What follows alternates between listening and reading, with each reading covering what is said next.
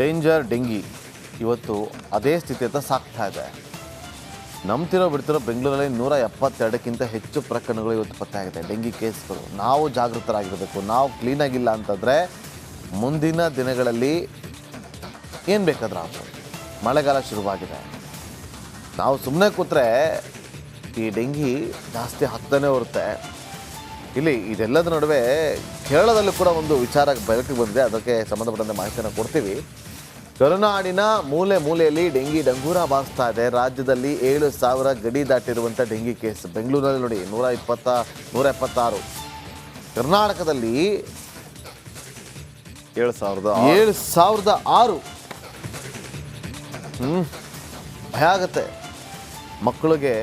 ಈ ಡೆಂಗಿ ಮಕ್ಕಳಲ್ಲಿ ಯಾರು ಕಾಣಿಸ್ಕೊಂಡ್ಬಿಟ್ರೆ ಈಗ ಇನ್ನೊಂದು ಏನಂತಂದ್ರೆ, ಇಂಥ ಸಂದಿಗ್ಧ ಪರಿಸ್ಥಿತಿಯಲ್ಲಿ ಮನೆಯಲ್ಲೇ ಡಾಕ್ಟರ್ಗಳು ಜಾಸ್ತಿ ಆಗ್ಬಿಡ್ತಾರೆ. ದಯವಿಟ್ಟು ಆ ರೀತಿ ಮಾಡಕ್ ಹೋಗ್ಬೇಡಿ. ಎಕ್ಸಾಕ್ಟ್ಲಿ. ಯಾಕಂದ್ರೆ ಜ್ವರ ಬಂದ ಟೈಮಲ್ಲಿ ಜ್ವರ ಬಂದ ತಕ್ಷಣ ಡೋಲೋ 650 ತಗೊಂಡ್ಬಿಡೋಣ, ಏನೂ ಆಗಲ್ಲ ಅಂತ ದಯವಿಟ್ಟು ನಿರ್ಲಕ್ಷ್ಯ ಮಾಡೋದಕ್ಕೆ ಹೋಗ್ಬೇಡಿ. ಅದರಲ್ಲಿ ಮಕ್ಕಳಿಗೆ ಜ್ವರ ಬಂದ್ರೆ ಮಾತ್ರ ಯಾವುದೇ ಕಾರಣಕ್ಕೂ ನಿರ್ಲಕ್ಷ್ಯ ಮಾಡೋದಕ್ಕೆ ಹೋಗ್ಬೇಡಿ.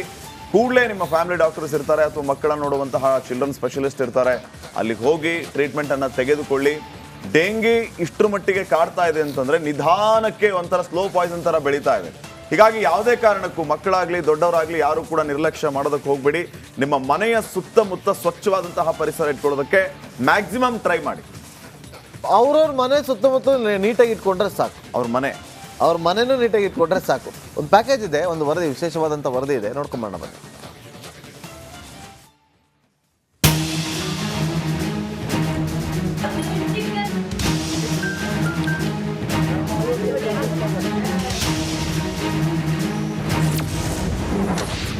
ರಾಜ್ಯದಲ್ಲಿ ಡೆಂಗಿ ಮಾರಿ ದಂಡಯಾತ್ರೆ.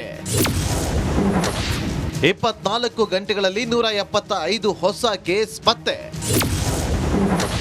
ಡೆಂಗಿಗೆ ಬಲಿಯಾದವರ ಸಂಖ್ಯೆ 8ಕ್ಕೆ ಏರಿಕೆ. ರಾಜ್ಯದಲ್ಲಿ ಡೆಂಗಿ ರಣಕೇಕೆ ಹಾಕ್ತಾ ಇದೆ. ಕಳೆದ 24 ಗಂಟೆಗಳಲ್ಲಿ 175 ಹೊಸ ಕೇಸ್ಗಳು ಪತ್ತೆಯಾಗಿದ್ದು, ರಾಜ್ಯದಲ್ಲಿ ಸೋಂಕಿತರ ಸಂಖ್ಯೆ 352ಕ್ಕೆ ಏರಿಕೆಯಾಗಿದೆ. ಇನ್ನು ಹಾವೇರಿ ಮತ್ತು ಬೆಂಗಳೂರಿನಲ್ಲಿ ಮಹಾಮಾರಿಗೆ 2 ಬಲಿಯಾಗಿದ್ದು, ಸಾವಿನ ಸಂಖ್ಯೆ 8ಕ್ಕೆ ಏರಿಕೆಯಾಗಿದೆ.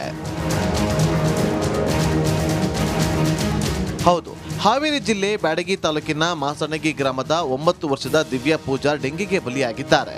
12 ದಿನದಿಂದ ಜ್ವರಕ್ಕೆ ತುತ್ತಾಗಿದ್ದ ದಿವ್ಯಾಳನ್ನ ದಾವಣಗೆರೆ ಆಸ್ಪತ್ರೆಗೆ ದಾಖಲಿಸಲಾಗಿತ್ತು. ಆದರೆ ಚಿಕಿತ್ಸೆ ಫಲಿಸದೆ ಮಗು ಮೃತಪಟ್ಟಿದೆ.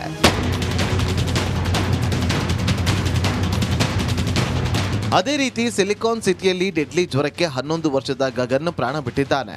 ಅಂಜನಾಪುರ ನಿವಾಸಿಯಾದ ಗಗನ್ ಡೆಂಗಿ ಜ್ವರದಿಂದ ಆಸ್ಪತ್ರೆಗೆ ದಾಖಲಾಗಿದ್ದು, ಚಿಕಿತ್ಸೆ ಫಲಿಸದೆ ಮೃತಪಟ್ಟಿದ್ದಾನೆ. ಇದರಿಂದ ರಾಜ್ಯದಲ್ಲಿ ಮೃತರ ಸಂಖ್ಯೆ 8ಕ್ಕೆ ಏರಿಕೆಯಾಗಿದೆ. ಗದಗ ಜಿಲ್ಲೆಯಲ್ಲಿ ಡೆಂಗಿ ನಿಯಂತ್ರಣಕ್ಕೆ ಜಿಲ್ಲಾಡಳಿತ ಬಿಗ್ ಪ್ಲಾನ್ ಮಾಡಿದೆ. ಲಾರ್ವಾ ಸರ್ವೆ ಮಾಡಲಾಗ್ತಾ ಇದ್ದು, ಗದಗ, ಬೆಟಗೇರಿ, ಅವಳಿ ನಗರ ಸೇರಿ ಜಿಲ್ಲೆಯ ಕೆರೆ, ಹೊಂಡ ಹಾಗೂ ನೀರಿನ ಟ್ಯಾಂಕ್ಗಳಿಗೆ ಮೀನುಗಳನ್ನ ಬಿಡಲಾಗ್ತಾ ಇದೆ. ಗಪ್ಪಿ, ಗಾಂಬೂಸಿಯ ಅನ್ನುವ ಜಾತಿ ಮೀನುಗಳನ್ನ ಬಿಡಲಾಗ್ತಾ ಇದೆ. ಈ ಮೀನುಗಳು ನೀರಲ್ಲಿ ಸೊಳ್ಳೆಗಳನ್ನ ತಿನ್ನುವುದರಿಂದ ಡೆಂಗಿ ಸೇರಿ ಸೊಳ್ಳೆಯಿಂದ ಹರಡುವ ರೋಗ ನಿಯಂತ್ರಿಸಬಹುದು. ಯಾರಾದರೂ ಸಂಶಯಾಸ್ಪದ ಡೆಂಗಿ ಅಡ್ಮಿಟ್ ಆಗಿತ್ತಂದರೆ ಅಂಥವ್ರದ್ದು ಸ್ಯಾಂಪಲ್ ಕಲೆಕ್ಟ್ ಮಾಡಿ DPH ಲ್ಯಾಬ್ ಕಳಿಸ್ಕೊಡ್ತಾ ಇದ್ದೀವಿ. ಮತ್ತು ಅವ್ರ ಅಡ್ರೆಸ್ ತೊಗೊಂಡು ಯಾವ ಊರಿಂದ ಬಂದಿರ್ತಾರೆ ಆ ಊರಿಗೆ ಹೋಗಿ ನಾವು ಬೇರೆ ಇದೇ ಥರ ಪ್ರಕರಣಗಳು ಏನಾದರೂ ಅದಾವ ಅಂತ ನಾವು ಹುಡುಕ್ತಾ ಇದ್ದೇವೆ. ಫೀವರ್ ಸರ್ವೆ ಮಾಡ್ತಾಯಿದ್ದೇವೆ, ಲಾರ್ವಾ ಸಮೀಕ್ಷೆ ಮಾಡ್ತಾಯಿದ್ದೇವೆ. ಮತ್ತು ಅದಲ್ಲದೆ ಇವು ಕೆರೆ ಕ್ವಾರಿಗಳಲ್ಲಿ ಮತ್ತು ಅಲ್ಲಿ ಸಾಕಷ್ಟು ನೀರು ನಿಂತಲ್ಲಿ ನಾವು ಗಪ್ಪಿ ಮತ್ತು ಗಂಬೂಜಿಯಾ ಫಿಶ್ ಲಾರ್ವಾಹಾರಿ ಮೀನುಗಳನ್ನು ಬಿಡ್ತಾ ಇದ್ದೇವೆ. ಆ್ಯಕ್ಟಿವಿಟೀಸನ್ನು ಸ್ಟಾರ್ಟ್ ಮಾಡಿದ್ದೇವೆ ಆಲ್ರೆಡಿ.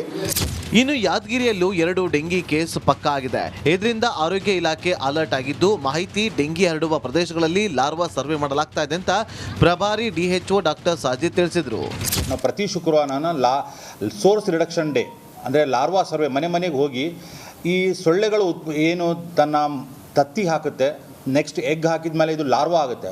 ಆ ಲಾರ್ವಾಗಳನ್ನು ಫೈಂಡ್ ಔಟ್ ಮಾಡಿ ಅಲ್ಲೇ ನೀರನ್ನು ನೀರಿನ ಕೊರತೆ ಇದ್ದರೆ ಸೋಸ್ತೀವಿ, ಅದನ್ನು ಬಳಸಿ ಅಂತ ಅವ್ರಿಗೆ ನಾವು ಹೇಳಿರ್ತೀವಿ. ನಾವು ಮುಂದೆ ಮಾಡಿಸಿ ಹೋಗ್ತೀವಿ.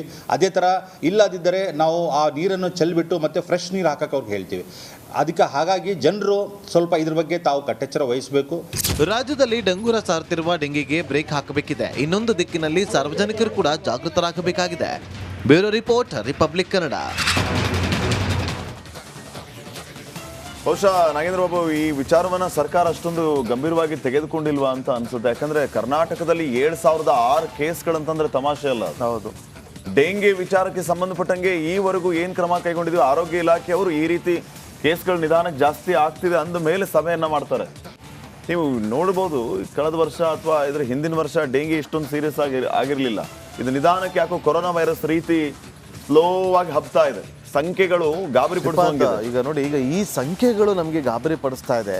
ಇದರ ಜೊತೆಗೆ ನಾವು ಈಗಲೇ ಎಚ್ಚೆತ್ಕೊಂಡಿಲ್ಲ ಅಂತಂದ್ರೆ ಪಕ್ಕದ ಕೇರಳದಲ್ಲಿ ಯಾವುದೋ ಒಂದು ಹೊಸ ವೈರಸ್ ಬಂದಿದೆಯಂತೆ. ಆ ಮೆದುಳು ತಿನ್ನುವಂಥ ಅಮೀಬಾ ವೈರಸ್ ಅಂತದ್ದು 3 ಜನ ಡೆತ್ ಆಗಿದ್ದಾರೆ. ನೋಡಿ, ಈಗ ನಾವು ಎಚ್ಚೆತ್ಕೊಳ್ಬೇಕು. ಸರ್ಕಾರದ ಮೇಲೆ ಡಿಪೆಂಡ್ ಆಗೋದೇ ಬೇಡ. ಸರ್ಕಾರ ಕೆಲಸ ಮಾಡ್ತೋ ಬಿಡ್ತೋ. ಫಸ್ಟ್ ನಾವು ಕರೆಕ್ಟಾಗಿದ್ದು, ನಾವು ನೀಟಾಗಿದ್ದು, ನಾವು ಜಾಗೃತಿ ವಹಿಸಿದ್ರೆ ಅಷ್ಟೇ ಸಾಕು. ಸರ್ಕಾರ ಏನು ಬೇಕೋ ಅಂತ ತಗೋಬೇಕು. ಆದರೆ ಕಿವಿ ಹಿಂಡುವಂಥ ಕೆಲಸವನ್ನು ನಾವು ಮಾಡೇ ಮಾಡ್ತೀವಿ. ವಿಪಕ್ಷಗಳು ಇವತ್ತು ಸರ್ಕಾರ ಹೋಗ್ಲಿ, ವಿಪಕ್ಷ ಏನು ಮಾಡ್ತಾ ಇದೆ? ಯಾಕೆ ವಿಪಕ್ಷ ಈ ವಿಚಾರದಲ್ಲಿ ಒಂದು ಜಾಗೃತಿ ಮೂಡಿಸುವಂಥ ಕಾರ್ಯಕ್ರಮ ಮಾಡಬಾರ್ದು? ವಿಪಕ್ಷ ಕೆಲಸ ಅಲ್ವಾ? ಸ್ವಚ್ಛತೆಗೆ ಆದ್ಯತೆ ಕೊಡುವಂಥದ್ದು ಮುಖ್ಯವಾದಂತಹ ಕೆಲಸ. ಬೆಂಗಳೂರಿನಲ್ಲಿ ಸ್ವಚ್ಛತೆಗೆ ಆದ್ಯತೆಯನ್ನು ಸರ್ಕಾರ ಕೊಡ್ತಾ ಇದೆ.